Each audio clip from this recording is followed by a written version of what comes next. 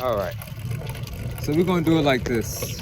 I guess I'm gonna do this video while I'm on my bike ride, and yeah, just gonna reason right here, right now. So this video is gonna be called the Order of Melchizedek Part 2. Doing a Part 2 to this video because I was watching the previous video last night, and I noticed that I didn't touch on certain things that I thought while watching it that I probably should have touched on in that video. If you haven't seen that video, feel free to go and watch the Order of Melchizedek video part 1 somewhere on the YouTube channel. All right, but there's some things that I didn't touch on that I think are really important when it comes to the Order of Melchizedek, so we can understand their purpose, who they are, why they do what they do, why are they relevant for you if you've heard that name before. Because if you've heard the name Melchizedek before, that means that you are already of some kind of frequency that matches you with something to do with that order. You know, we don't really hear anything or come across anything that isn't for us, right? That's just life in general. Yeah, so that's just life in general. Like, you don't meet people who you're not supposed to meet. You don't hear certain words and terms that you're not supposed to hear if it didn't have some type of relevance for you in your individual life. So, if you've heard the Order of Melchizedek or the name Melchizedek, also pronounced as Melchizedek, then that means that this is of some type of relevance. Melchizedek order is a holy order that is mentioned in the Torah, right? The Bible, which are really just the same book, just like a part 1 and part 2 kind of vibe. So the Melchizedek order is mentioned in many different ancient texts. So I'm not going to go into detail about the previous video because, I mean, you could just go and watch it. But I'm just going to touch on here some things that I forgot to leave off. All right, so here we go. The Melchizedek order is a angelic order of beings who exist out in our universe. You can call it the heavens. They exist in the extra dimensional realms. They exist wherever, however you want to call it. They exist in our reality. They exist in our universe. And the Melchizedek order is an order. It's a council of these angelic beings that have a responsibility as they travel not just the planet Earth, but they travel the universe as a whole to help planets that are ready to receive the light frequency or the light energy that they give. So they're like think of the Melchizedek order as almost like a upgrading system that comes around to different planetary systems, and when it's their time to receive certain information, they'll give the information to either a group of people on that particular planet, let's say like a particular society or a particular family or a particular person. A lot of times they'll just give it to one individual person, and that person is responsible for bringing that information to the people to update the consciousness of that particular planet, right? Every planet goes through its evolutionary phases. Every planet, just like we start from children and we grow up to adulthood, from less conscious to more conscious, less aware to more aware. Planets do that as well. So the Melchizedek order are tasked with helping planets as they evolve in their consciousness as a whole. Their responsibility is to bring the light, all right? So you have the Melchizedek order led by Lord Melchizedek, who is the highest. He's the leader of that particular order and group. But Lord Melchizedek and the Melchizedek order, they don't operate alone. There's another team of angelic hosts that operate in conjunction with Melchizedek's order, and together they manifest creation, intelligence, and light. Now, the other order here that I'm going to mention, I'm not going to go into detail here, but the other order is Metatron. And many of us have heard of Metatron, who goes by many different names. Some of the people in the ancient scriptures who are mentioned are of the Metatron lineage, family, order, frequency, all one and the same. But Metatron's task is to deal with like physical creation. So let's say it like this, like let's put it as if we're building a house. Metatron will be involved with building the physical applications of the house, you know, the pillars, the walls, beams, the roof, the physical aspect. But then the Melchizedek order is responsible for bringing the light into the house. So together, you can't have really one without.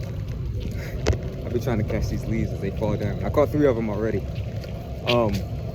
But yes, so you can't really have one without the other. You know what I mean? So they work together as a cohesion, as a union in creation to assist the Almighty in the creation process and to assist with the enlightenment. Because everything is light, and as we come across more information, we come across more knowledge, more teachings, we just call it light. But it's not the same light like we see with our eyes. Light is actually more, is deeper than just like I said, the room is dark and I cut on the light. That's one way of looking at it. But light is also intellect, it's intelligence, it's frequency, it's life itself is light. That makes sense.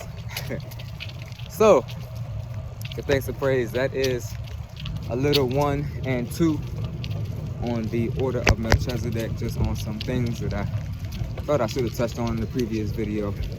The key points being that the Melchizedek order have a responsibility to bring upon light, information. Oh, I guess I'll give you guys this too. The Melchizedek order was also present not only in the like Hebrew culture and things like that, but the Melchizedek order also assisted Egypt in its early development stages. The Melchizedek order, they don't necessarily, because they're not of this planet, they don't favor one group of people over another group of people. The Melchizedek order reaches those societies who are ready for that information in their time. And they give the information to that society based upon whatever that society is already interested in. So if a society like Egypt, for instance, was already into occult, like hidden knowledge, you know, the mystery schools, the temples, they were already into a deep search for something.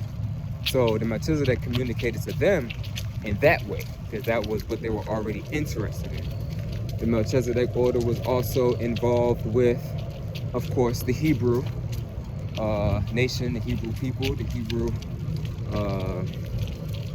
family. The Hebrew family was interested in the balance between good and evil. So the Melchizedek order communicated to them based upon what resonated with them. Melchizedek order was also involved in Rome, ancient Rome, believe it or not. They were more involved in, Rome was more interested in like intellect, scholarly knowledge, scholarly intellect. And it's still that way today. It's all about scholarship. It's about how smart you are brain-wise, you know? So a lot of information was given to some of those scholars, teachers that traveled to Egypt, and his light was transferred from one place to the next place. They were also involved in, I'm gonna give y'all 2 more. They were also involved in the ancient Druids. The Druids were interested in nature. They were interested in medicine and being outside, and you know, so the Melchizedek order communicated light information to them as well. And lastly, last one I give you, it was also involved in the Atlantean civilization. And the Atlantean civilization were civilization that predated Egypt. You know, we don't hear about them too much because they existed on such a level where at that time they didn't need to write down information. Like a lot of stuff we get today, and I kind of touched on this in the last video, a lot of information we get today are because we read them in books. But there was a time on this planet that there was no need to write things down because we documented information a different way. And that's not so hard to believe, right? Because nowadays, I mean, people just type stuff on their phone. So if you wrote a whole memoir of the secrets of life on your phone and all the memory on your phone is wiped out, you have no recollection of that information unless you remember it and you tell it down orally. So that's why we don't have too much information on the Atlantean civilization. And when someone says Atlantis, it sounds like, oh, you're talking about Disney fairy tale, blah, blah, blah. Like, no, that was that was a real civilization. They existed. I can tell you where they were real. And yeah, we could do a whole nother video just on the Atlantean civilization within itself. But I say that to say that their information we don't hear too much about because they were more tapped into a different technology on how to get information. But yes, the Melchizedek order was very prevalent in the Atlantean civilization as well. And all of this that I just said is all connected together. It really is, and it's so fascinating how it all pulls together. So that's just what I wanted to touch on. Order of Melchizedek, however you want to say it, the vibration is the same.